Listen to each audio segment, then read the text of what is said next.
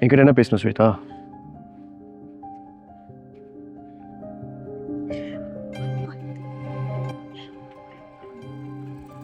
உனக்கு கொஞ்சம் கூட மனசாட்சி உறுத்தலையா? உனக்கு பார்க்கும்போது எனக்கு அவ்வளோ கோவம் வருது. டெய்லி போட்டு டார்ச்சர் பண்றான். போலீஸ் இதெல்லாம் நீ பார்த்தும் பார்க்காத மாதிரி இருக்கும்.